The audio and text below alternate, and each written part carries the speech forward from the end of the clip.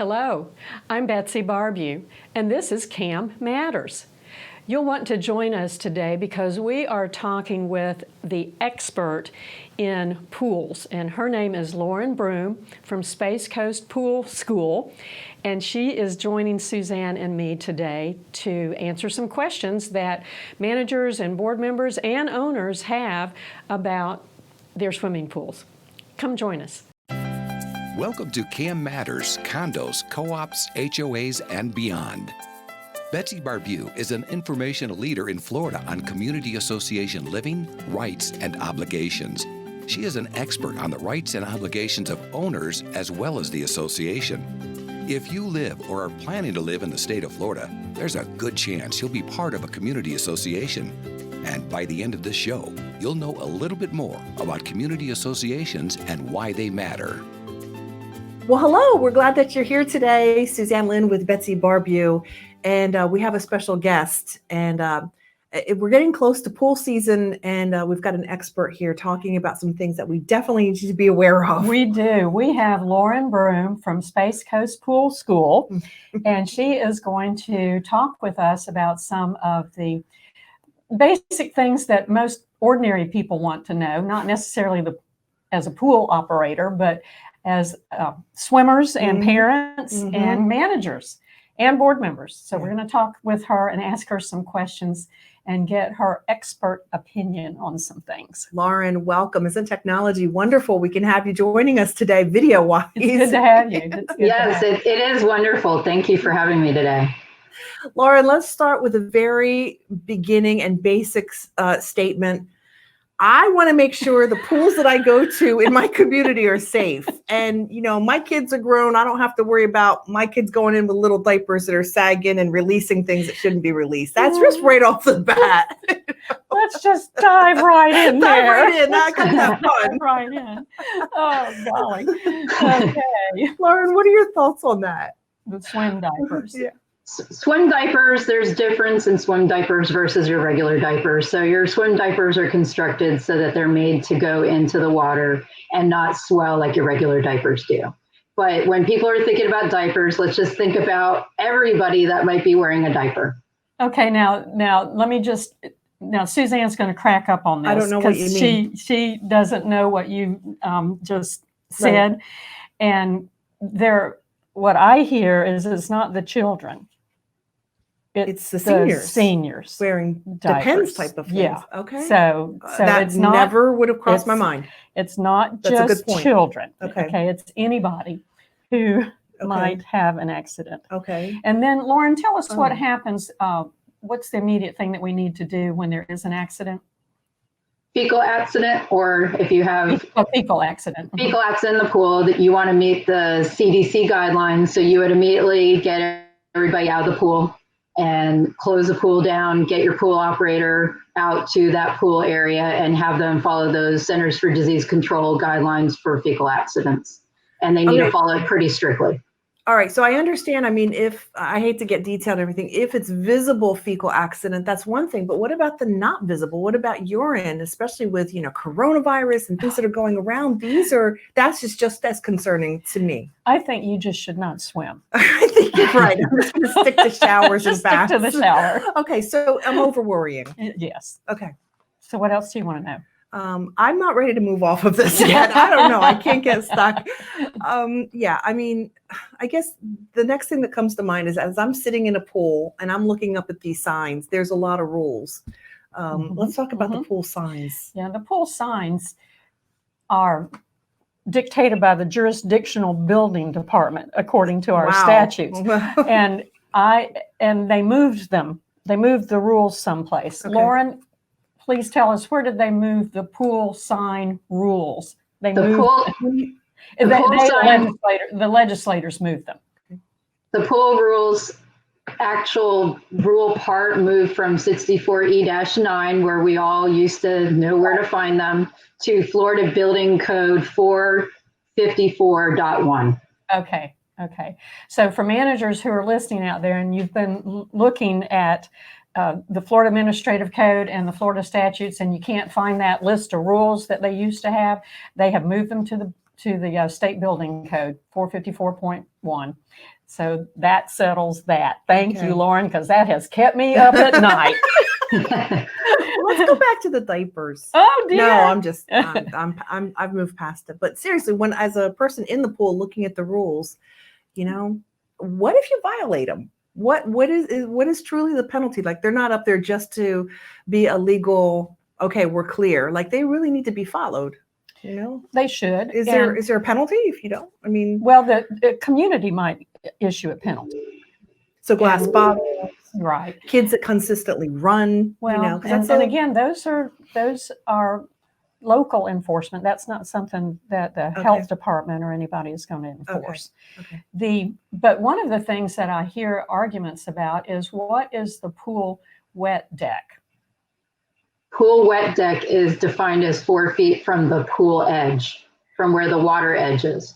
And do I understand and within that 4 feet 4 foot wet deck, that you are not supposed to have any food or beverage? You are correct, Betsy. And is that also supposed to be clear of chairs? Yes. That's what I thought, that chairs aren't supposed to be within the 4 feet either. There's a lot of violators. Oh yeah, there are. There are. Like, this is all very new, interesting information. And it seems to me that a lot of the violations, the board has a hard time enforcing them. Sure. They have a hard time, and it seems that the only time that it's going to get stopped is when there is an actual accident and you've got a liability case. And they can say, listen, the Johnson's kid. Yeah. So, but also we've talked before about the service animals and the comfort animals, therapy animals, emotional support animals. Don't tell me they can jump in the pool. Right. Lauren, tell us about the service animal, the horse, miniature horse. I know you have a hard time with that. I'm going to restrain. Miniature horse or the dog. Tell us where that true service animal can go. They are allowed inside that fenced-in pool area up to the pool edge, but not in the pool water. Okay. And then what kind of protections or allowances is there for the, I'm not sure what the new technical name is, comfort animal, therapy animal, emotional support animal? What are they allowed in the pool area? Emotional support animals are not allowed in the fenced-in pool area. That's what I thought. All right. They don't have the same protections as the service animal does. Okay. So legally. So no animals in the fenced-in area. Okay. Yeah. All right. We're going to take a break. We're going to be right back with Lauren from Space Coast Pools Schools. Okay. Got it. Yay. We'll be right back. Are you ready for a new career? Do you have skills or interest in management, real estate, construction, maintenance, accounting, strategic planning, project management, budgets, human resource management, lawn and landscaping, pool services, or any other expertise needed to operate a community association? If you do, community association management could be for you. For more information, feel free to email Betsy at betsy@floridacamschools.com or visit the Florida Cam Schools website at www.floridacamschools.com. Florida Community Association Management continues to grow. Career opportunities abound. Well, welcome back. We're talking to Lauren from Space Coast Pools Schools. Yeah. And we're just kind of covering all things pool oriented with community living. And I noticed recently that there are a couple pools that have actual lifts. Is that a new law? Is that a requirement? I mean, it's a wonderful thing to have, especially in Florida with older people. Right. Yeah. The ADA lift. Can you tell us the requirements for that and when a community or a pool has to have one? Yes. So an ADA lift isn't required on all public pools. It would only be a pool that would be, say, a condo owners association, for example, has a clubhouse with a pool and they rent out their clubhouse and swimming pool to people outside of the association. Then they're making money as a business. Then the state looks at it as then they would be required to have the ADA lift. But a regular condo owners association or homeowners association would not have to have a chair lift for ADA. I know our pool where I live, we don't have an ADA lift. Right. But we don't rent out our clubhouse. Okay. So it comes down to financial exchange. Mhm. If there's a money exchange, they're making money. Okay. So Lauren is an expert when it comes to, all things health related with pools. How do we keep health inspectors happy when it comes to our pools? That would be a good Yeah, question. that's good. What to do to make the health inspector happy? Especially since our audience is community association managers, is just communication. If your inspector's been out there and they sent a report and you know that something's not going to be fixed, just communicate with that health inspector so that they know what's going on and if the pool is not going to be ready for them to come back and check it. That's usually a big, big thing there. And if they did send a report, look at the violations and make sure that you're getting those items corrected. And just What would be typical violations? What are the common ones? common violations, of course, are going to be high chlorine. Stuck flow meter seems to be very, very common. Chemical logs not being filled out with their daily testing that they're required. So that's a lot of responsibility. Because I know the daily testing seems to escape a lot of people.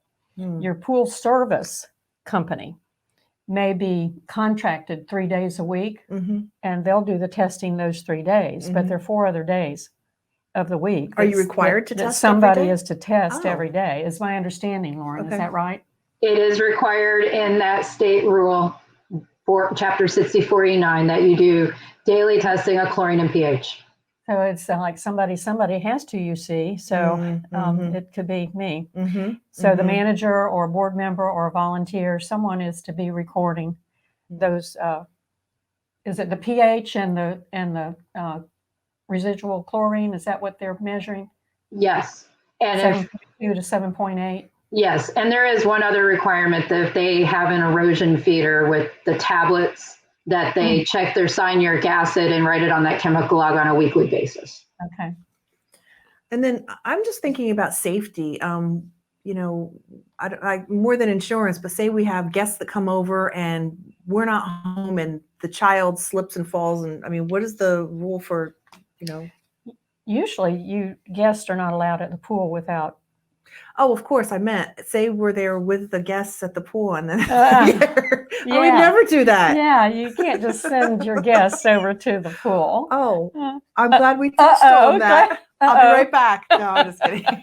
No, that's a really good point though. You can't just send I didn't know that. No.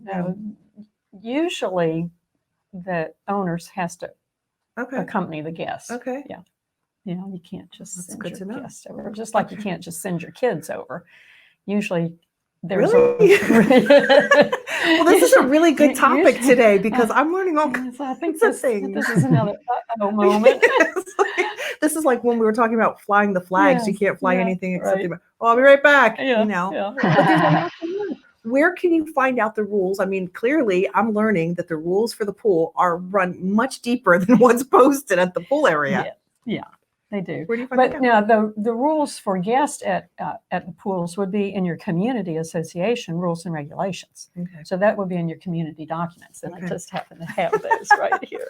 I'm Remember so these? surprised that you have Remember them with these? you. Remember I do these? remember, Yes. yes. They're probably in here as to the pool hours.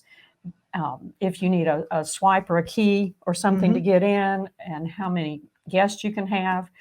Obviously, there's a pool capacity, and you can't just have 20 people come as your guests. There are not enough chairs. There's not enough pool capacity. Lauren, are we missing anything? Is there anything that's standing out to you going, we got to talk about this when it comes to pools? I think that you guys hit on a lot of really good points. All right, very good. Let me ask one more question, though, about that pool rope. Are you talking about the slope line? Well, you probably have a technical name for it. I call it the rope that all the kids play on and we swing on and has the buoys on it. I forgot about that. It's between the shallow end and the deep end. I call it the rope. Yeah.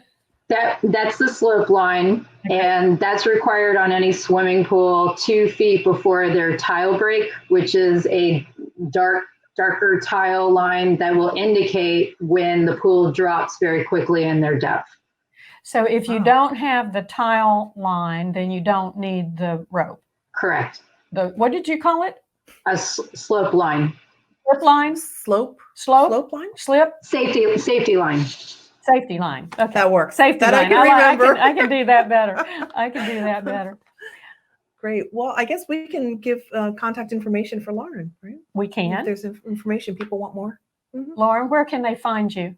They can find me on my website at spacecoastpoolschool.com. And all of my contact information is there, and I would welcome to talk to anybody. Well, she is definitely the expert in the state. I Yeah. hear her name everywhere Okay. that I go. So please contact her if you've got any pool questions. I'm sure she'll be delighted to talk with you about it. That's great. Lauren, thank you so Thank much. Have you. a great day. Thank Thanks for you. doing it. You too. Thank you so much today. Thank you.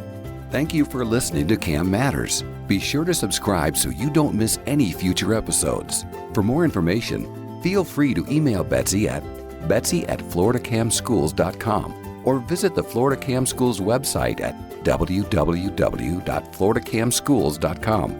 Information provided on this show is general in nature and does not constitute legal advice. Please contact a licensed attorney for your specific situation.